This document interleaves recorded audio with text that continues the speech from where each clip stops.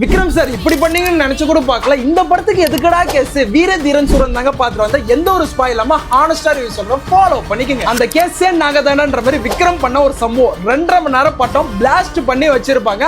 அந்த சம்பவத்தை பார்த்ததுக்கு அப்புறம் தெரியும் வேற லெவல்ல இருக்கும். யாரும் படம் பார்க்காம இது ப்ரொமோஷன் தயவு செஞ்சு நல்லா இல்லைன்னு சொல்லி கமெண்ட் பண்ணாதீங்க. நீங்க படத்தை போய் தியேட்டர்ல பாருங்க. ஏதாவது ஒரு சீனாச்சும் உங்களை ரொம்பவே அட்ராக்ட் பண்ணும். டைரக்டர் அருண்குமார் சித்தாக்கு அப்புறம் வீர தீர சூரன் வச்சு விக்ரம் வச்சு சம்பவம் பண்ணிருக்காங்க. தலைவர் ஜிவி பிரகாஷ் பிஜிஎம் மாஸ் பண்ணிட்டாங்க. எக்ஸ்பெக்டேஷனே இல்லாம போனா ஃபர்ஸ்ட் ஹாஃப் அப்படியே ஸ்மூத்தா நோந்தது. Second half S J Suryah, Vikram, அப்புறம் இந்த மலையாள ஆக்டர் வந்து சுராஜ்னு ஒருத்தர் இருப்பாரு, எல்லாருமே பிளாஸ்ட் பண்ணி வச்சிருக்காங்க. கண்டிப்பா இந்த படத்தை தியேட்டர்ல போய் பார்க்கலாம். என்னோட ரேட்டிங் என்னன்னு பாத்தீங்கன்னா 5க்கு 4.8 தரங்க. நீங்க யார் ஃபேனா வேணா இருங்க, ஆனா இந்த படத்தை பார்த்ததுக்கு அப்புறம் விக்ரம் ஒரு டாப்ல இருப்பாரு. அவர் ஏற்கனவே டாப் தான், பட் ஆனா அவர் கஷ்டப்பட்டு நடிச்சதுலாம் பலனே கிடைக்காம போயிருக்கு. பட் இந்த இடத்துல சைலண்டா சம்பவம் பண்ணிருக்காரு. உங்க ஃப்ரெண்ட்ஸ் அண்ட் ஃபேமிலியா ஷேர் பண்ணி வாமச்சா படத்துக்கு போலான்னு சொல்லுங்க. நிறைய மூவிஸ் பார்த்துருக்கேன், ஃபாலோ மட்டும் பண்ணிக்கோங்க.